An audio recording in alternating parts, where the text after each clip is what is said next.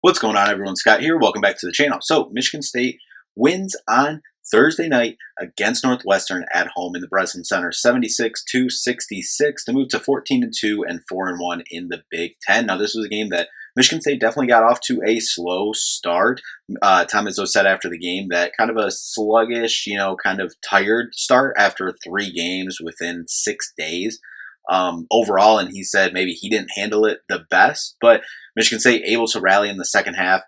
Down 7 at halftime, wins the second half by 17 points to give you that 10-point win over Northwestern. Now, Northwestern in the first half played with, yes, Michigan State was, kind of down in the first half in terms of, for Izzo's words, energy and whatnot in the first half. And a lot of the first half was without Jeremy Fears, who picked up 2 quick fouls, and they were questionable calls, to say the least. A lot of the calls, I think Northwestern fans would agree. In this game, the refs wanted to make it about them. They wanted as much screen time as they could tonight, and it was a ref show for most of the night, but 2 questionable charge calls. Jeremy trying to take charges there, so he sat for most of the first half, so we got a lot of Divine running the show in the first half, which I thought for the most part went fine. We got a handful of Denim Wojcik minutes, and for the most part, I think it was solid. Didn't drastically change anything in the game, one way or the other. But yeah, coming out in the second half, and even for the first part of the second half, kind of up in the air a little bit. Izzo got on the refs, at some point in the second half, got a technical foul. After that, it was after 2 sequences as well, where Jeremy just, clear as day, just a full extension of both arms, shoved to the ground. Then there's a big pile. Then there's a big pile under the basket. I mean, I know we had a lot of the football staff with Pat Fitzgerald and, some transfer portal recruits in the building. I think that's what's supposed to happen over in Spartan Stadium, not in the Breslin Center. But anyway, Tom Izzo gets the technical. Michigan State goes on a nice run there in the second half to take control. Northwestern keeps chipping away at it, and but Michigan State able to make enough plays at the end to win this thing. But before we do jump into this game and the numbers, if you could just hit that like and subscribe button down there. We'll have more Michigan State basketball content on the channel, so just make sure you subscribe so you don't miss a video. So let's start with Northwestern here. Coming in, we talked about Nick Martinelli and how big of a stud that he was. And he was lethal tonight. I mean, 39 minutes, 28 points, very efficient too. 8 for 11 from the field, 2 for 3 from 3, 10 for 10 from the free throw line. He had 5 rebounds as well as a steal, and he only turned the ball over once. So high usage, very efficient as well. Did that all with 11 shots, but he got to the free throw line a lot. As we said, it was kind of a free throw ref show for a good majority of the game. And then Jaden Reed for them had some nice plays for them. 8 points, 3 for 14. Very inefficient though for him. Michigan State did a good job of him on defense. Jordan Clayton hold him 0 for 4, 1 point. Justin Mullins 4 points. Trey Singleton only had 3 points. And off the bench, Ayrton Page, he only had 2 points as well. Was in foul trouble. Tyler Kropp led them off the bench with 9 points, was their second leading scorer overall. Max Green gave you 6 points. Angelo Sorvino had 5 points for them off the bench. Jake West, 11 minutes, 0 points, had 3 assists for them. But overall, only 25 rebounds in this one. Michigan State was able to handle the glass very well in this one. 14-6, 6 turnovers, 9 steals, only 2 blocks in this one. And that was something that we talked about, that Northwestern was a strength for Northwestern coming in with their blocks. Only have 2 in this game. So that was big for Michigan State. You flip it over to the Michigan State side. They stay with the same lineup, keep Divine in the starting lineup, and I'm still standing on what I say. I think Kerr should be in the starting lineup. When you look at Kerr off the bench in this one, 20 minutes, he had 6 points, 2 for 5 from the field, 1 for 4 from 3. They did a good job on a lot of the stuff they were running from him, either floppy or pin down action. For him, they were tight on defense. And really the whole first half, I mean, the whole game, Northwestern was playing tough defense.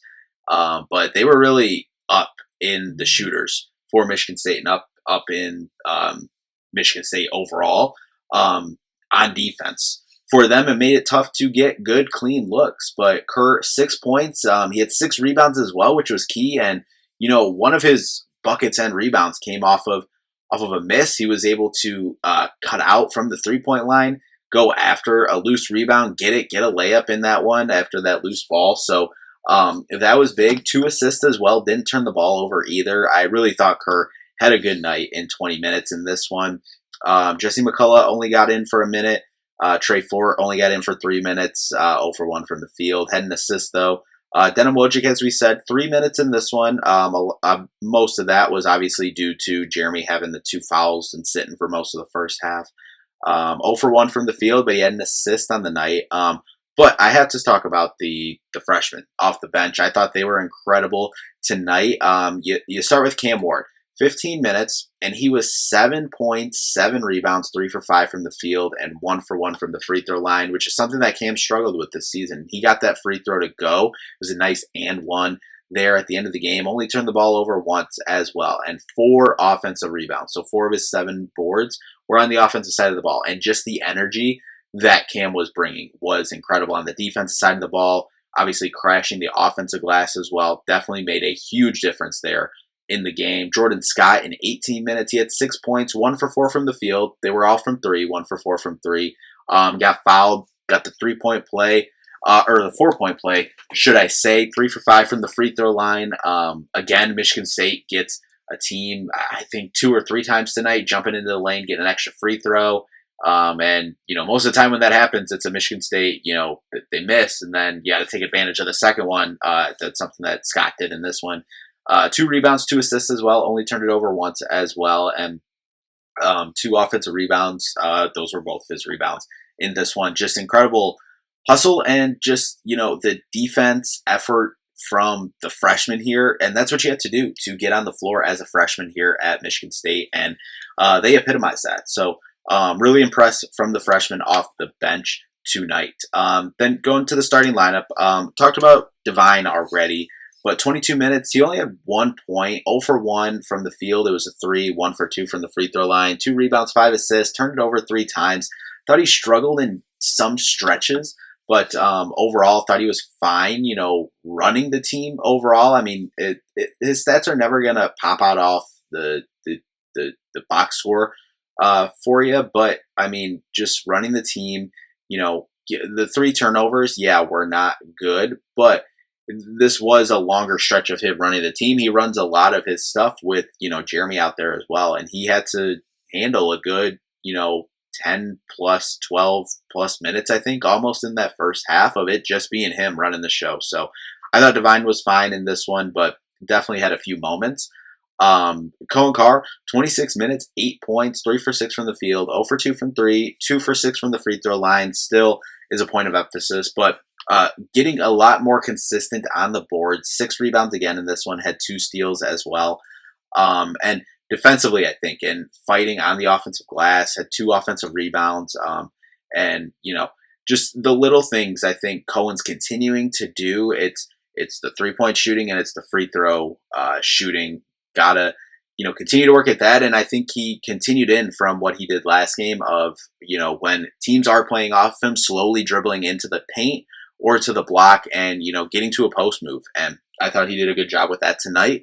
We'll move next to Jackson Kohler. He's obviously been incredible and a big reason why, Michigan State has had the success that they had this year. And he had a solid night tonight, but he definitely did have some struggles in this one. He finishes the night with another double-digit scoring game. I think that's every game so far this season. 15 points, close to another double-double, but he had 8 rebounds in this one, 1 assist, should I say, and 1 block, but 6 turnovers in this one, and he kind of had a rough stretch there in the first half. I think the beginning of the second half as well kind of just had a rough couple-minute stretch there. Made it look bad, but he made some big plays when some big plays were needed. Then Jeremy Fears, as we said, was in foul trouble in that first half, but able to bounce back and really control the game a lot in the second half, especially after that moment where Izzo got the technical, in that second half where he got, it was clear as day, you can say what you want about, Jeremy flops or, tries to sell foul calls, whatever. But I mean, the 2 fouls that he got called for were, seemed like, at least from the vantage point that I was at in the Breslin, seemed like clear as day, a good charge attempt, and, should have been an offensive foul. They weren't. And then getting the non call, when he was clearly, like, it wasn't, a bump and a flail. It was a full arm, like, extension out. And that's, supposedly what, you know, referees look for, extension of the arm, for those fouls. But from that moment on, Izzo gets the technical. He kind of really took over that game. In that second half when he was able to play the full second half, not with that restriction in the first half of those two fouls. And I think he's getting a lot better at. He's Michigan State's offense this year. A lot of the half court offense and the struggles that we've had is we've seen some late clock situations, and I think he's really taken, a big step in that front of the ownership of the end of shot clock. He's getting the ball and he's, making a move, get into the lane, getting good floaters and shots at the basket. That's where a lot of his field goals came, and he's getting a lot better with that mid-range shot as well. Was 4 for 11 overall, 0 for 1 from 3 was good look too. But he's 7 for 7 from the free throw line, 1 rebound, 5 assists, no turnovers in this one, 29 minutes. As I said, I think really leading the way as well, defensively, energy-wise, everything that he usually does. I think it was a solid game from Jeremy Fears outside of that, kind of first half really helped change the game there in that second half. But Carson Cooper got to get the big shout out in this one, played the most minutes on the night at 33. It led the way, 18 points, 6 for 6 from the field, 6 for 8 from the free throw line, 9 rebounds, only 1 turnover, had a block as well. And talk about coming in, wanted to get Carson Cooper back going after a rough couple games for him, and did just that in this one. Was getting him rolling to the basket, had a really nice poster in this one as well. But it wasn't just that too. I mean, he was, dribbling into the block and getting into his post hook, post shot in this one multiple times, and that was very impressive in this one. And Carson Cooper, a really good game in this one, and definitely kept them in. He was keeping them in the first half in this one, for sure, because Michigan State was definitely struggling in this one, and he was doing everything he could and continuing to make big plays in this one to keep them in this one. From the field in this one, 38% from Northwestern, 49% for Michigan State, 23% from 3 for Northwestern, 28% Michigan State. 80% from the free throws, 16 for 20 for Northwestern, 23 for 33 for Michigan State. That's 70%. 25 rebounds for Northwestern, 42 for Michigan State, 8 to 11 on the offensive side, 17-11 on the defensive side there. 14 assists to 17 for Michigan State, 9 steals for Northwestern. They did really good in that department. 3 steals for Michigan State, 2 blocks apiece for each team. 6 turnovers for Northwestern. As we said, they do a good job hanging onto the ball. We saw that again in this one. That's actually below their season average of around 9 or so on the season. Michigan State, 15 turnovers. That's a problem. Fortunately, they were able to come out in the win in this one. We always say 8 to 12 is kind of that, that range. You had 19 against Nebraska at Nebraska. You had 15 in this one. And for a lot of the game, that was the reason why, things weren't looking good for a good amount of this game, but they're able to overcome that. Points off turnovers, 17 for Northwestern, 13 for Michigan State. 19 fast break points compared to 15 for Michigan State, 30 and 32 points in the game, 32 for Michigan State there. And as we said, the refs both way definitely were a conversation. Like, refs are never going to decide a game. I don't agree on that front that refs decide a game, but they definitely decide flows of games and kind of how games are played. And they definitely made it about them for a good majority of this game. 24 fouls to 15, though. And that's why I said both sides. Like, a lot of the Michigan State side of things, some of the fouls and the ones that, got Izzo the technical and, were definitely contentious ones, those were questionable. Northwestern was called for more fouls, and I'm sure if you look at it from their side, that they weren't fantastic calls on the Northwestern side either for those fouls. So that's, just a talking point. Referees are never, in my opinion, going to decide whether you win or lose a game, but they definitely decided to like a good amount of flow of this game.